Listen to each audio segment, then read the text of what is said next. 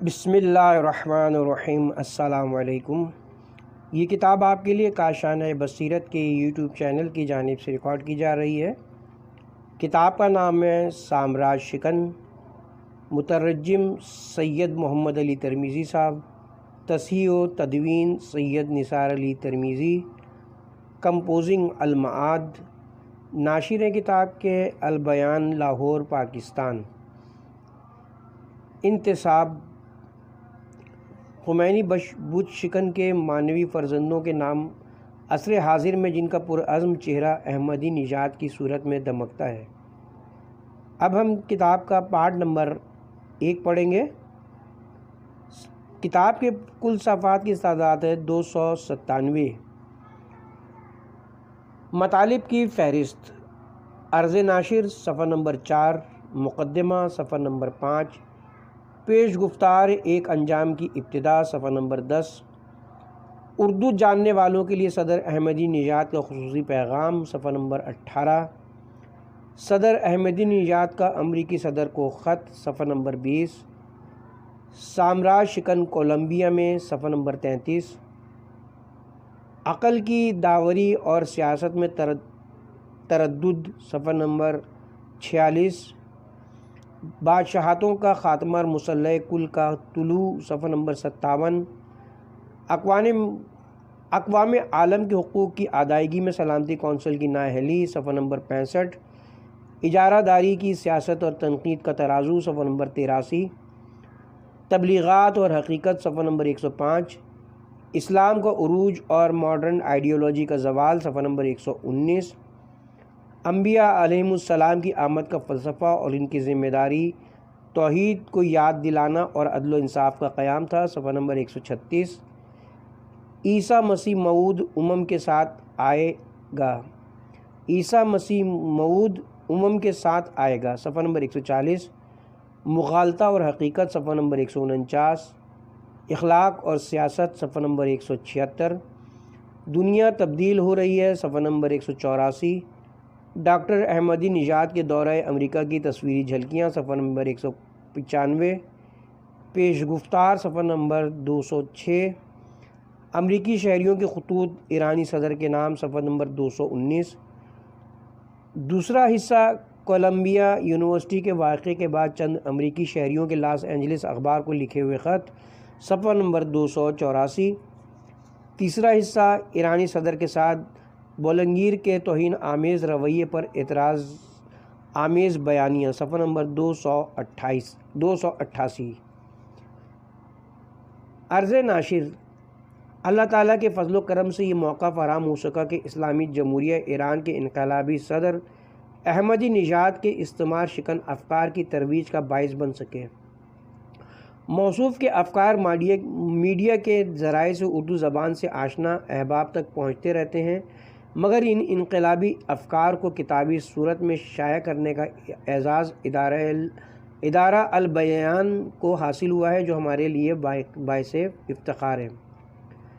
زیر نظر کتاب 2 حصوں پر مشتمل ہے۔ پہلے حصے میں احمدی نژاد کی ان تقاریر کو شامل کیا گیا ہے جو آپ نے دورہ امریکہ کے دوران مختلف تقاریب سے خطاب کرتے ہوئے کی۔ اس میں اقوام متحدہ کی سلامتی کونسل کے خطاب کے علاوہ وہ تقریر بھی شامل ہے جو احمدی نژاد نے کولمبیا یونیورسٹی میں طلباء اور اساتذہ سے خطاب کرتے ہوئے کی۔ جب آپ یونیورسٹی کی دعوت پر وہاں پہنچے تو کانفرنس ہال کے اندر اور باہر تل دھرنے کی جگہ نہ تھی، مگر یونیورسٹی کے چانسلر نے خطبہ استقبالیہ کے عنوان سے احمدی نژاد کا نازیبا کلمات سے تعارف اور حقیقت آمیز لہجے میں خطاب کیا۔ احمدی نژاد نے اپنے طے شدہ خطاب سے قبل چانسلر کے حقیقت آمیز رویے کا جواب دیا، جسے کتاب کے صفحہ نمبر 33 پر شامل کیا گیا ہے، جبکہ اصل خطاب صفحہ نمبر 37 پر موجود ہے۔ ان تقاریر کے مجموعے میں احمدی نژاد کے اس خط کو بھی شامل کر دیا گیا جو انہوں نے امریکی صدر جارج بش کو لکھا تھا، تاکہ یہ دستاویزی خط تاریخ کے صفحات پر محفوظ ہو سکے۔ اس کتاب کے دوسرے حصے میں ان ای میلز کو جمع کیا گیا جو امریکی شہریوں نے اپنے جذبات کا اظہار کرتے ہوئے احمدی نژاد کو ارسال کی۔ ان 2 حصوں کے علاوہ کتاب کو احمدی نژاد کی دورہ امریکہ کی خوبصورت رنگین تصاویر سے مزین کیا گیا ہے۔ اس کتاب کی اشاعت کے لیے جناب احمدی نژاد نے اپنا خصوصی پیغام ارسال کیا جسے کتاب میں شامل کر دیا گیا ہے۔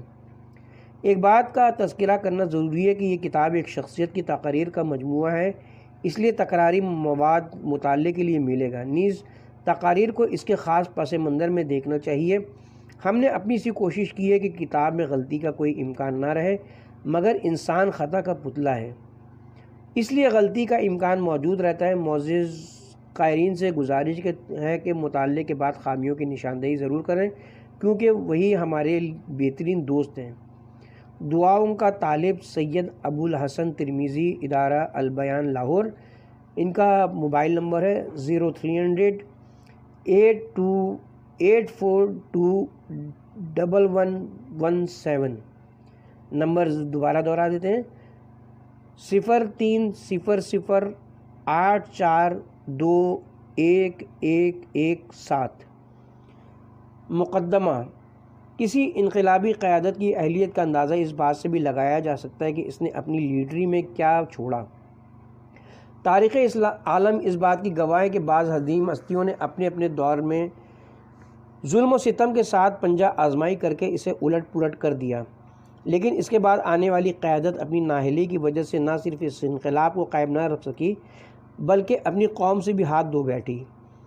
ہندوستان میں شیر شاہ سوری اس بات کی زندہ مثال ہے، لیکن ایرانی انقلاب جس نے 2500 سالہ شہنشاہیت کی بساط الٹ کر نہ صرف ایک منصفانہ اور عادلانہ نظام کی بنیاد رکھی بلکہ امام کے انقلاب نے صفوں میں ایسے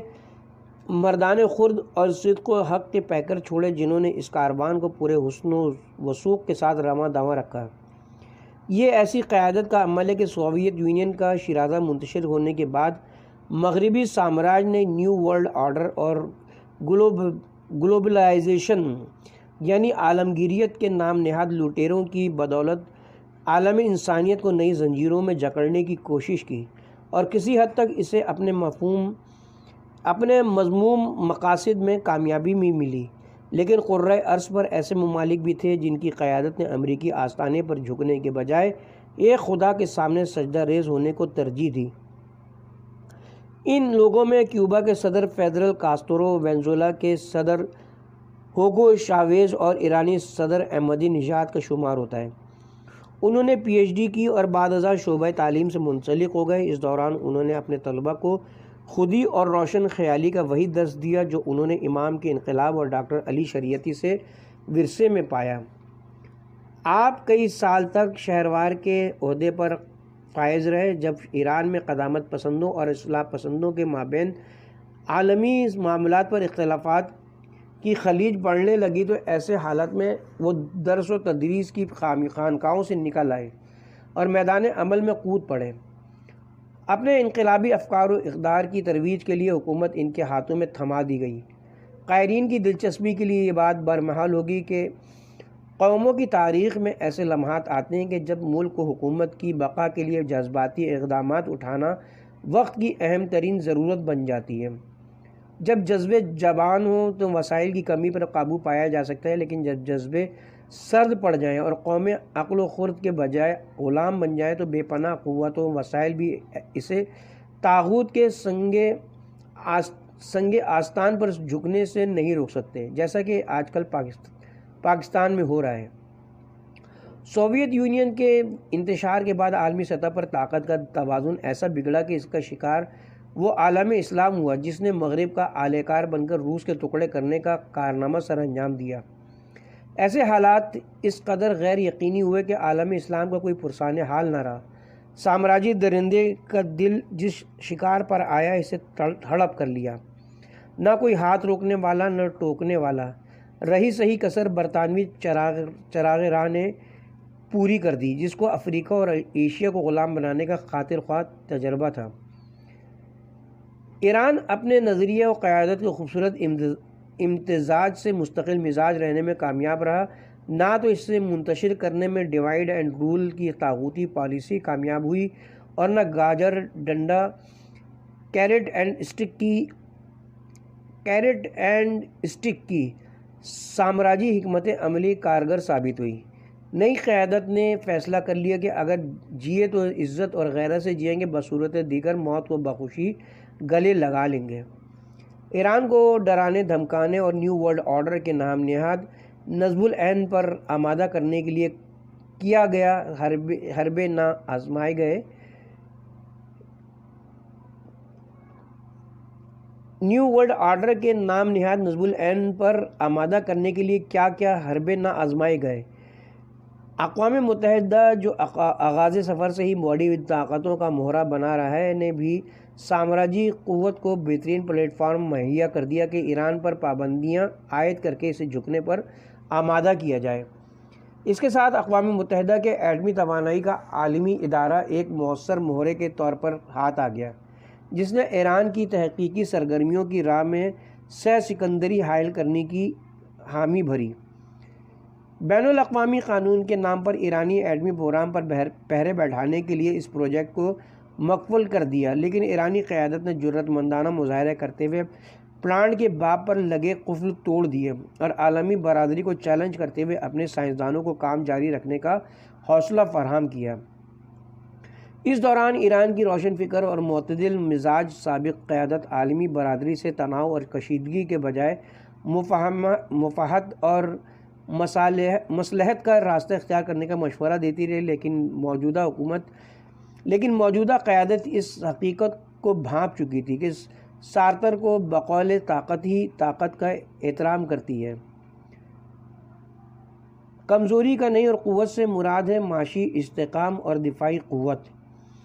بے معجزہ دنیا میں ابھرتی نہیں قومیں، جو ضرب کلیمی نہیں رکھتا وہ ہنر کیا۔ یہ ایرانی قیادت کا طرۂ امتیاز ہے کہ اس نے ملت کا تصور سامنے رکھتے ہوئے اپنی حریت و آزادی کے لیے لڑنے والی پسی ہوئی قوم کے حق میں آواز بلند کی۔ بوسنیا میں جہاں سر مسلمان باشندوں کے خون سے ہولی کھیل رہے تھے، ایران نے اپنے فوجی دستے روانہ کیے جو اپنے بھائیوں کے شانہ بشانہ لڑتے رہے۔ ادھر فلسطین میں جہاں اسرائیل نصف صدی سے مسلمانوں کی حرمت کو پامال کر رہا ہے،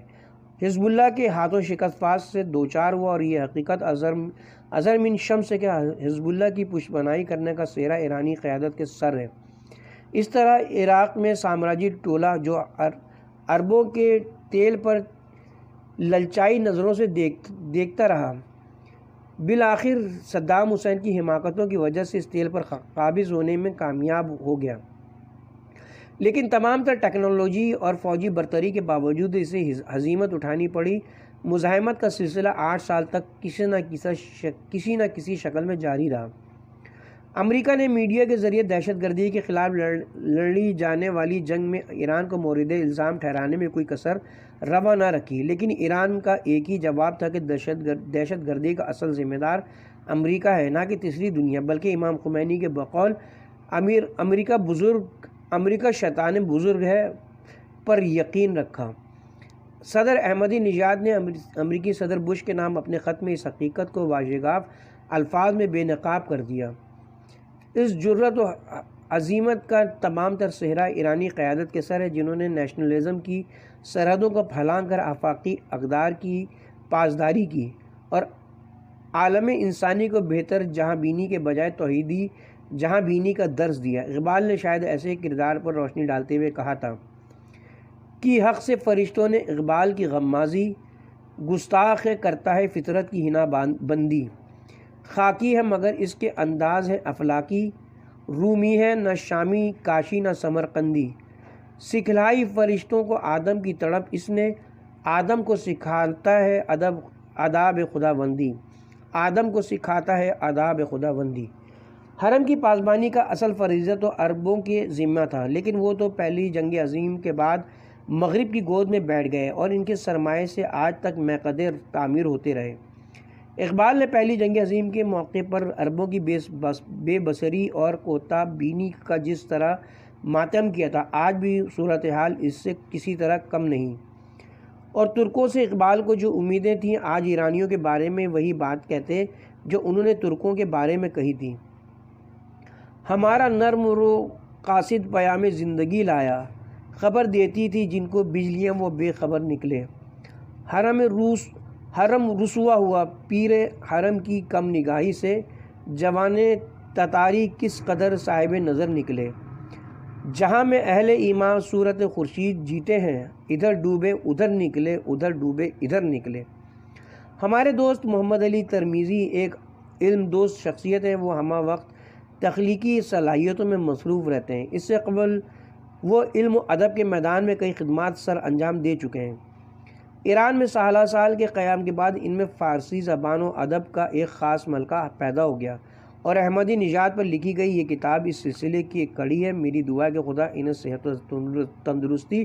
اور رزق و فضل کی نعمتوں سے سرفراز فرمائے، تاکہ وہ علم و حکمت کے حوالے سے قائرین کو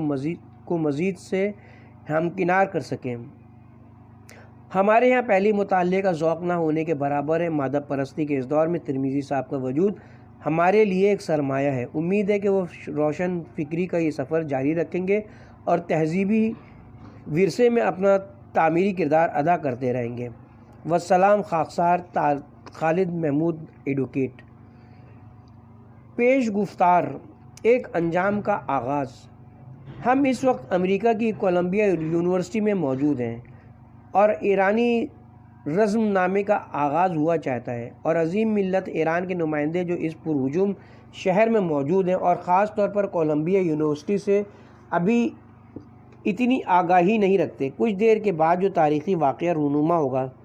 تب پتہ چلے گا اصل ماجرا کیا تھا، ایرانیوں اور ایرانی ڈپلومیٹ پر کیا اثرات مرتب ہوئے، کیونکہ انسان اس وقت تمام وجوہات کشف کرنے سے قاصر ہوتا ہے، اور بعض لوگ اسے حب یا بغض کی نظر سے دیکھتے ہیں۔ آنے والا وقت اس بات کی گواہی دے گا۔ البتہ رسمی خود پسندی اور اندازہ گیری سے میں رہ کر اجمالی طور پر یہ کہا جا سکتا ہے کہ کولمبیا میں فکری میدان میں روبرو ہونے سے جو حاصل ہوگا،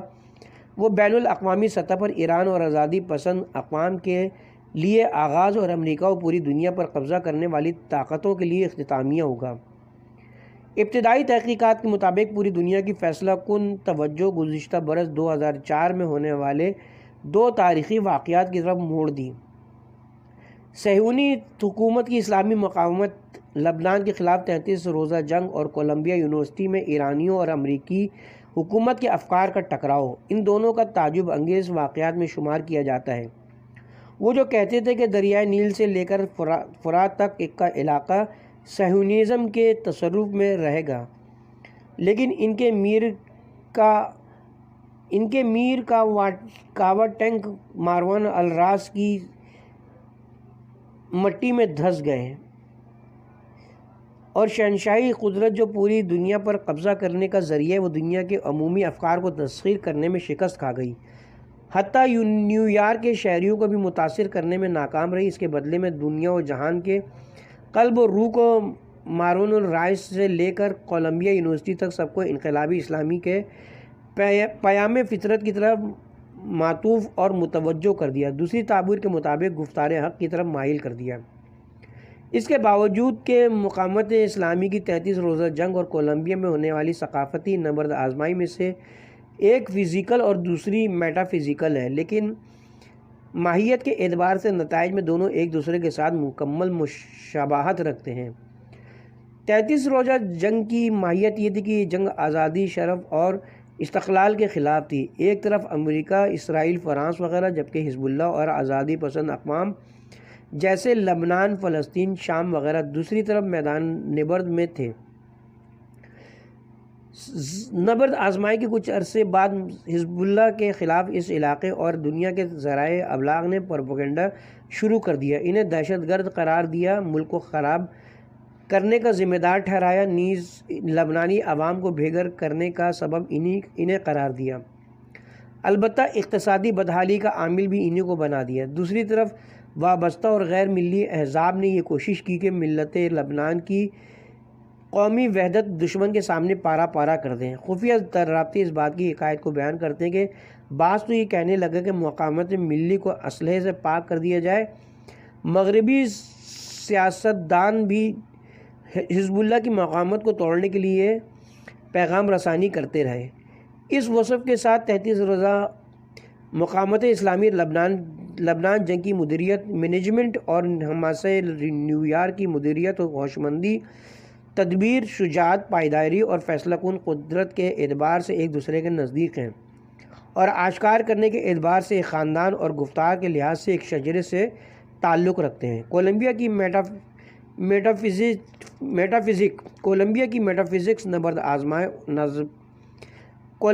میٹافزکس نبرد آزمائی ہوئی۔ اول تو ایرانی نمائندہ اقوام متحدہ کی مجلس عمومی اپنے وفد کے ہمراہ گزشتہ 2 سفروں کی طرح اس بار بھی سلطنتی نظام نے ایران کے خلاف ایک بے حد و حساب نفسیاتی جنگ کا بازار گرم کر رکھا تھا۔ اگرچہ ان کی بین الاقوامی سطح پر ایرانیوں کے خلاف بڑے بڑے جھوٹ کے پلندے باندھنے کی ذمہ داری تھی، اور اس طرح وہ چند تہمتوں اور پیچیدہ ذرائع کے ذریعے کم شدت کی جنگوں میں مصروف تھے۔ بڑی سطح کے جھوٹ جو ان سے پہلے اسٹالین، ہٹلر اور عراق کے ساتھ جنگ میں امریکی سیاستدان بولتے رہے، انہوں نے ملت ایران کے خلاف بڑی سطح پر جھوٹ بولنے کی اسٹریٹجی کا انتخاب کرنے کے بعد بین الاقوامی ذرائع سے پروپیگنڈا مہم چلائی، تاکہ ملت ایران کے نمائندے کے اس تیسرے سفر میں، جو اقوام متحدہ اور کولمبیا یونیورسٹی میں صدر محترم کے خطاب پر مشتمل تھا، جس کی یونیورسٹی نے رسمی طور پر دعوت دی اور ڈاکٹر احمدی نژاد نے اسے قبول کیا، انہوں نے اس خطاب کو اپنے زیرہ آزمائی کے لیے ایک بہترین موقع تصور کیا۔ یہ بتانا شروع کر دیا کہ ایرانی وفد کو امریکی سرزمین قبول نہیں کرتی۔ سیمینار ہال میں ملت ایران کے نمائندے کو خطاب کی اجازت نہ دی جائے۔ احمدی نژاد اور بش کے درمیان مناظرہ اور سوال و جواب کی منسوخی کا وائٹ ہاؤس سے بار بار اعلان ہوتا رہا۔ 11 ستمبر کے حادثے کی جگہ پر صدر محترم کو جانے کی اجازت نہ دی گئی۔ اس طرح یہ کوشش کی جاتی رہی کہ کسی طرح کولمبیا یونیورسٹی کی رسمی دعوت کو لغو قرار دیا جائے۔ ایرانیوں کی ضد میں اس نفسیاتی جنگ کا آغاز اس وقت ہوا جب انہوں نے ایرانی حکومت اور ملت ایران کی اقوام متحدہ کے اجلاس اور کولمبیا یونیورسٹی کے پروگرام میں شرکت کا عزم ملاحظہ کیا، تاکہ سب کولمبیا یونیورسٹی میں ایران اور امریکی تہذیب و تمدن کی اصلی نبرد آزمائی کی طرف متوجہ ہو جائیں۔ اس نبرد آزمائی کے لیے ماحول کو اپنے اہداف تک پہنچنے کے لیے اس طرح رکھا گیا تاکہ ایرانیوں کی شخصیت و حیثیت معمولی سی لغزش سے بکھر کر رہ جائے۔ اسی لیے ایران اور امریکہ کے لیے سجائے گئے اس میدان جنگ کو ذرائع ابلاغ کی دنیا سے کھچا کھچ بھر دیا گیا۔ اگرچہ اس بات کا امکان تھا کہ بش کی حکومت کے ناقدین بھی اس میں شرکت کریں گے، لیکن خبروں اور بعد کے واقعات اس کی تائید کرتے ہیں کہ امریکہ کے امن و امان قائم کرنے والے اداروں کے علاوہ سیاسی ذرائع پہلے ہی کولمبیا یونیورسٹی کو ضد اسلامی اور ضد ایرانی نبرد آزمائی کے لیے اپنی میل و رغبت کے مطابق تیار اور تدارک کر چکے تھے۔ امریکہ کے خاص اداروں کی طرف سے یونیورسٹی کے چانسلر کو طلب کرنا، سیمینار ہال کی ٹکٹوں کی ایڈوانس میں خریداری، تمام افراد کے ذہنوں کو متوجہ کرنے کے لیے یونیورسٹی کے مختلف پورشنوں میں ویڈیو پروجیکٹر لگا کر نژاد پرست صہیونیتوں کو یونیورسٹی میں روانہ کرنا، رسمی میزبان کی جانب سے خصوصی پاس نامے کے بجائے تندوتیز سیاسی بیان دینا اور عظیم ملت ایران کے نمائندے کو دشنام دینا، ظاہری طور پر یہ فکری نبرد آزمائی امریکیوں کو اپنے نفع میں نظر آئی۔ یہ موقع ان تمام قدورتوں اور کینہ ورزیوں کے ازالے کا تھا جو امریکی سیاستدانوں کے دل و دماغ میں پوشیدہ تھیں، اور ایرانیوں سے تاریخی انتقام لینے کے لیے وہ ساتیں آن پہنچی تھیں۔ یونیورسٹی کے نزدیک رہنے والے ایک پریشر گروپ نے یہ پرآشوب منصوبہ صہیونی حکومت کے ایک بلند شخصیت، رزین وزیر خارجہ اشغالگر قدس خانم سپی لیونی کی سرگردگی میں ذرائع ابلاغ کے لباس میں پے در پے امریکی عوام کے لیے ضد ایرانی حرکات براہ راست دکھاتے رہے۔ علاقہ اور ماحول بھی اس کی تائید کر رہا تھا کہ علی الظاہر ایرانی محاذ کی دوسری صف بھی شکست کھا چکی ہے۔ کولمبیا میں تہذیب و تمدن کے روبرو ہونے کی جو تحقیقات کی گئیں اور اس کے آثار سرد جنگ کے ذرائع کے تجزیے و تحلیل کے بعد یہ کہا جا سکتا ہے، ستم شاہی نظام کی میل و رغبت کے باوجود کولمبیا میں کلمات اور پیغامات کی نبرد آزمائی کی تھوڑی دیر بعد اسلامی انقلاب کی اسٹریٹجک گہرائی پہلے سے زیادہ واضح ہونے لگی، اور ہماری قابلیت اور اعتماد بیشتر ثابت ہوتا گیا۔ اس دوران اسلامی متانت اور حیثیت بیشتر نکھرتی گئی، نگاہوں اور اذہان کو اپنی طرف متوجہ کر لیا۔ البتہ یہ بیان گزشتہ بہت سے ملی افتخارات کی نفی نہیں کرتا، اگرچہ ہمارے یہ سابقہ ملی افتخارات ہماری موجودہ بالادگی سے قبل کے ہیں، لیکن فلسفہ، تاریخ اور اسلامی روایات کی روشنی میں یہ تجربہ جو خود گزشتہ تجربات کا حاصل ہے اسے نمایاں بنا دیتا ہے، کیونکہ دنیا پر مسلط ذرائع کے مالکان اور صاحبان کی روایت کے مطابق اس بیانی نبرد آزمائی اور کولمبیا میں ہونے والی ایرانی شخصیت اور امریکی عادات کے روبرو ہونے کو تقریباً 500 ملین افراد نے دیکھا اور سنا، اور تقریباً سب نے کولمبیا کی نبرد آزمائی کا تجزیہ اور تحلیل کرنے کے بعد امریکہ کو زبانی مشکلات گھیرا دیکھا۔ بیانی جھگڑے اور خود کو برتر سمجھنے کے زوم نے اسے اس جنگ میں مغلوب قرار دیا اور ایرانیوں کو زبانی وسعت اور باعظمت شخصیت اور زبانی نظم و ضبط میں اس میدان کا فاتح قرار دیا۔ ایسا ہی ہوا، جنہوں نے مکر و فریب کا سامان کر رکھا تھا وہ خود اس کا مصداق و مکر اللہ واللہ خیر الماکرین بن گئے، کیونکہ وہ اپنے بچھائے ہوئے جال میں خود پھنس گئے۔ لیکن اسلامی جمہوریہ ایران کو اپنا پیغام پہنچانے کے لیے سارے انتظامات مہیا کر گئے اور ایران کی عظیم ملت کی اس نبرد آزمائی میں اس کامیابی کا موجب بنے اور دنیا نے اسے اپنی آنکھوں سے دیکھا۔ لہٰذا یہ کہا جا سکتا ہے کہ ذرائع ابلاغ اور گفتار کی یہ فتح الفتوح اس بات کی تائید کرتی ہے کہ ایرانیوں نے اپنے دینی ایمان کی مدد اور قومی اعتماد کی بدولت عصر حاضر کی جدید ٹیکنالوجی جو گزشتہ زمانے سے زیادہ ترقی اور تکامل یافتہ تھی پر غلبہ حاصل کیا، اور اب وہ اسے انقلاب اسلامی کے نظام کی کامیابی قرار دے رہے ہیں۔ گویا یہ کہ ایرانیوں نے صفوی دور سے اب تک مرزا بزرگ شیرازی کی ضد استعمار عوامی تحریک سے لے کر تحریک مشروطہ تک، مدرس سے کاشانی تک، اور قومی تحریک برائے تیل سے لے کر قومی تحریک برائے ایٹمی پاور تک، اور 15 خرداد سے لے کر انقلاب کی کامیابی تک، اور پہلی اور دوسری ایران روس کی جنگ سے پہلی اور دوسری ایران روس کی جنگوں سے لے کر دفاع مقدس جزیرہ فاو کی نبرد آزمائی تک تجربات سے بہت کچھ سیکھا، اور آج ہم اجتماعی، سیاسی اور دفاعی اعتبار سے اپنے تجربات کی روشنی میں تیزی سے آگے بڑھ رہے ہیں۔ اسے بہتر طور پر سمجھنے کے لیے یہ مثال دی جا سکتی ہے کہ جس طرح ہم جانتے ہیں کہ جزیرہ فاو کی فتح الفتوح اپنے دور کی ایک شاندار جہادی کاوش اور ایرانیوں کی جرأت و بہادری کی بہترین مثال شمار ہوتی ہے، اور آج پھر ان گزشتہ فتوحات اور اجتماعی، سیاسی اور دفاعی مقدس جیسی عظیم دولت اور عظیم ساز امر نے کامیابی سے ہمکنار کیا، لیکن اس مرتبہ کولمبیا میں کلام کی نبرد آزمائی کے دوران جب دو تہذیب و تمدن آمنے سامنے آئے تو یہاں پر بھی اسلامی اور قومی حیثیت کو نمایاں ہونے کا موقع ملا۔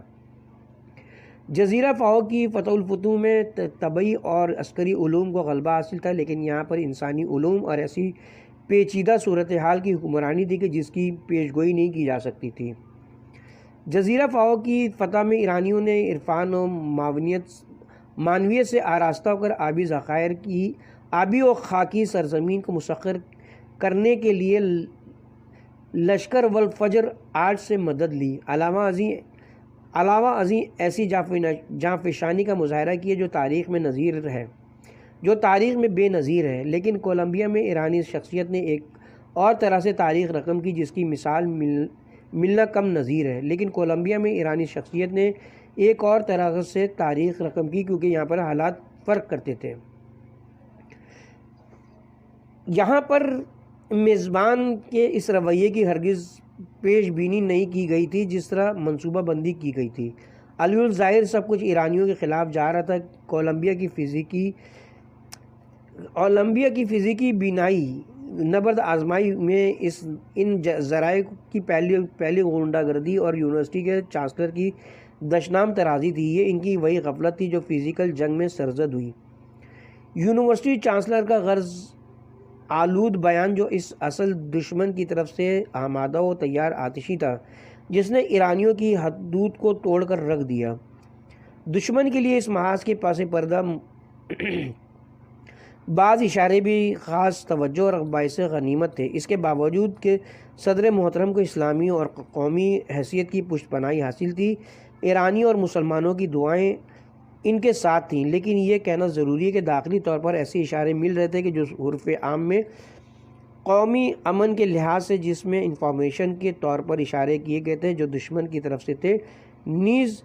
دشمن کی نفسیاتی جنگ بھی جاری تھی۔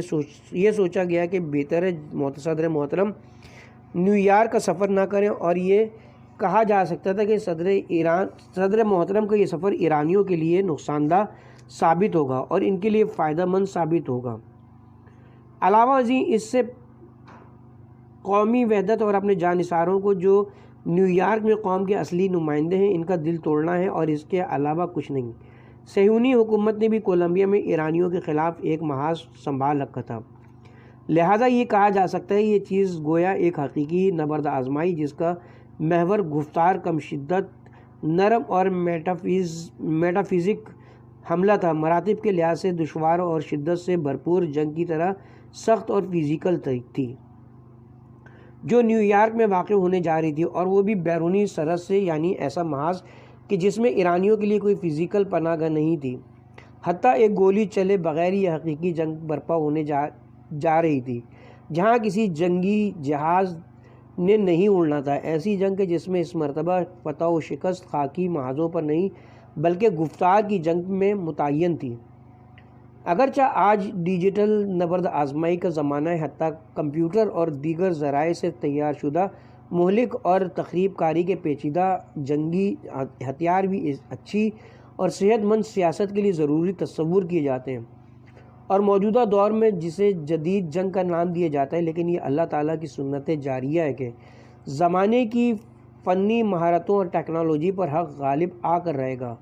اور وہ مادہ اور مادی انحصار اور حبس کو عبور کر لے گا، جس طرح جزیرہ فاؤ کی فتح الفتوح میں تمام ذہن، نگاہیں اور افکار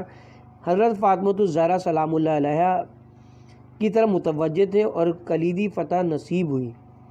یہی کچھ نیو یارک کی نبرد آزمائی میں ہوا۔ فہیم ملت اور عظیم ایران کے نمائندے کی تدبیر، حکومت اور ہوشمندی کے علاوہ مسلح کل کی دعائے فرج نے نگاہوں اور سماعتوں کو گفتار حق سننے کے لیے مستعد کر دیا، جو دعا مشکلات کو حل کر دیتی اور دشمن کی سیاست کی مد و جزر اور نفسیاتی جنگ کی منصوبہ بندی کو فلاپ کر دیتی ہے، چاہے وہ صہیونیتوں جیسا شہر نیو یارک ہی کیوں نہ ہو۔ جس طرح حجاز میں قریش کے سربراہ بات نہیں مانتے تھے، اب عظیم ملت ایران کے نمائندے کے روبرو وہ کانوں سے روئی نکال دیتے تھے۔ یاد رکھیں اس دن کو جب ابو جہل اور ابو سفیان پیغمبر کے مقابلے پر نکل آئے اور کانوں میں روئی ڈال کر بادیہ نشینوں کو یہ نصیحت کرتے تھے کہ کلامی اسلام نہ سنیں۔ ان کا منصوبہ ناکام رہا، اور کچھ عرصے بعد عرب یہ سمجھ گئے عقل کے فیصلے کے مطابق ہمیں کانوں سے روئی نکالنا ہوگی، اور آج امریکیوں نے بھی وہ سنا جو انہیں سننا چاہیے تھا، اور امریکی شہریوں کی جدید نافرمانی سے اس بات کا امکان پیدا ہو گیا کہ دنیا کے نظم و انتظامات مختلف تبدیلیوں کا باعث بنیں گے، کیونکہ امریکی جوان نسل اس کے بعد بادیہ نشینوں کے دور جہالت اور اپنے جدید دور میں واپس نہیں آئیں گے۔ لہٰذا یہ کہا جا سکتا ہے کہ امریکی حکومت کو اس سے پہلے کی تمام حکومتوں کو تبدیل کر کے اپنے خوابوں کی دنیا آباد کرے، اسے ملت امریکہ کے ساتھ نیو یارک اور واشنگٹن میں اپنے سیاستدانوں کی شکست کا حساب دینا ہوگا۔ اگرچہ کافی عرصے سے دنیا کمیونزم کی شکست کے بعد اب لبرل ڈیموکریسی کے ٹوٹنے کا انتظار کر رہی ہے، البتہ عظیم ملت ایران کے نمائندے نے کولمبیا میں بیانی نبرد آزمائی کے ذریعے جمہوری اسلامی ایران کے بانی اور رہبر معظم اسلامی انقلاب کی رہنمائی میں اس ٹوٹنے کے عمل کو انتہائی نزدیک کر دیا ہے۔ آخر پر ہم یہ بتاتے چلیں کہ پہلے ایڈیشن میں جو کہ 1 ماہ کی کمتر مدت میں تمام ہوا تھا، ہمیں متعدد خطوط موصول ہوئے۔ ہم نے اس کتاب کے دوسرے ایڈیشن میں مزید اضافہ کر دیا ہے تاکہ پوری دنیا اس سے استفادہ کر سکے۔ اس کے ساتھ ہی ہم یہاں پہ اپنے پارٹ نمبر 1 کا اختتام کرتے ہیں۔